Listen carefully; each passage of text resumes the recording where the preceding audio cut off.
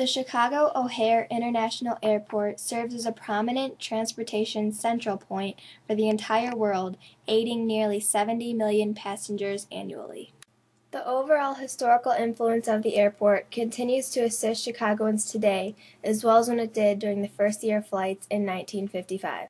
The controversial expansion of O'Hare Airport, including the neighborhoods impacted in the Bensenville area, the economic facets, and their runway infrastructure has all significantly benefited the citizens of the Chicago metropolitan area. And furthermore, O'Hare has contributed to national reaction and reform in history.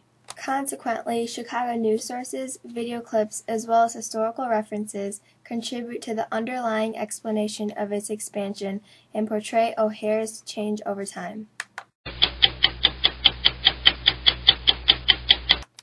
By the early 1950s, Chicago's Midway International Airport had become too crowded, therefore the development of another airport was needed and was soon underway. In 1945, the location was chosen by the City of Chicago's Mayor Edward Kelly as the site to facilitate its future aviation needs. Ralph Burke, a city engineer, was responsible for developing a master plan for the airport, including passenger terminals, a transit link to the loop, and smart highway access. He took part in selecting this site, which was originally 46 acres with only 4 concrete runways. In 1955, the first commercial passenger flights had started on a small scale, and O'Hare's growth started out sluggishly. The new airport served just 177,000 passengers in its first year.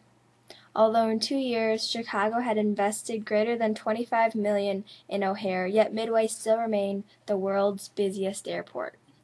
In a radio interview, Michael Brannigan, author of A History of Chicago's O'Hare Airport, speaks of O'Hare's population shift. Shift came along. That was because that they knew that the growth of aviation was about to come. Also, the manufacturing of jets, when the jet age was about to come, they knew that there was at that time the Boeing 707 and the Douglas DC-8. There's no way that airplane could have landed or taken off out of Midway. Soon after the shift, all fixed-wing airline services moved from Midway to O'Hare.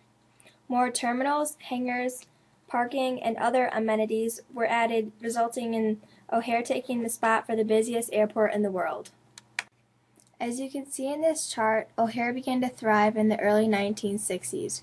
Runways were lengthened and world records were shattered time after time as aircraft and passenger traffic grew. When the federal government passed the Airline Deregulation Act of 1978, it resulted in the construction of new terminals, a people mover, and the extension of a rapid transit line. After those adjustments and additions, a new international terminal was completed. O'Hare continued to strive throughout the 70s and 80s.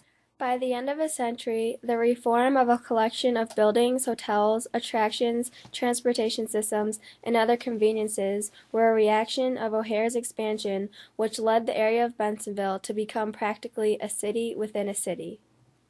In 2005, the Federal Aviation Administration, as well as the City of Chicago, issued a record of decision in favor of the O'Hare Modernization Program, also known as OMP, one of the largest reconstruction projects managed by the Chicago Department of Aviation.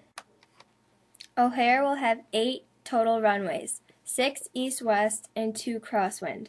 In addition, a new passenger terminal will be created on the west side of the airport. This runway infrastructure is in an effort to reduce flight delays, increase capacity well into the future, and overall make a more efficient airport for the city of Chicago. In this clip, Senator Dick Durbin speaks of the progress. The good news is we gathered today to announce that we are moving forward. We are not talking about lawsuits now. We're talking about a launch of a new generation of leadership right here at O'Hare International Airport. Furthermore, as well as increased flights and decreased delays, the O'Hare Airport in the Chicago metropolitan area will prosper economically. Senior reporter for Crain's Chicago Business, John Peltz, explains. O'Hare remains the central part of the nation's aviation network, and that's crucial to the federal government. They don't want to see the delays return that we had a decade ago.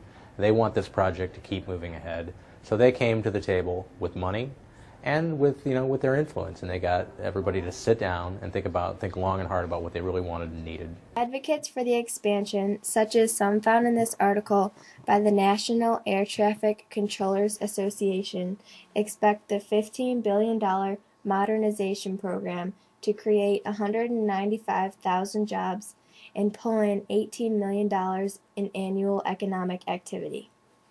In addition, the project anticipates reducing bad weather delays by 95%. This would give O'Hare the ability to compete with Atlanta International Airport that currently brings in $18 million in economic income. O'Hare's reform continues to provide reactions as the amount of air flights and the economic activity improves. This expansion looks challenges as well. Issues regarding the Bensenville, Illinois East Side working-class suburb has nurtured homes and businesses over the past 100 years. It has been virtually destroyed by the expansion. Here's a clip by local historian Irving Veldspar that displays it. This is a neighborhood in Bensenville that is fated to be torn down. If you look closely at these houses, you'll see they're either boarded up or they got a warning placard in the windows that the city of Chicago, that the airport is going to be coming through here. And they'll be tearing these houses down. It's really kind of strange coming to a neighborhood and seeing every single house posted. But yet mysteriously, all the lawns are mowed. According to Dreamtown Real Estate, this chart shows that homes have dropped value from $450,000 to a quarter lesser of that today. Also, Daniel McMillan, University of Illinois Chicago, shows that home values are about 9.2% lower in the areas that are subjected of severe noise and demolition. An expected 500 buildings will be demolished in gain of new runways. In 2009, the village of Bensenville faced O'Hare modernization program and Chicago in the courtroom in an effort to try and discourage destroying their town. Arlene Benson, Bensenville resident, describes how tragic this is for her. Life. I mean, it would be everything. I have finally reached the point in my life where now I have a very happy, content life. I can come and go as I please. I don't have any responsibilities. I can take advantage of the services that the village has or not.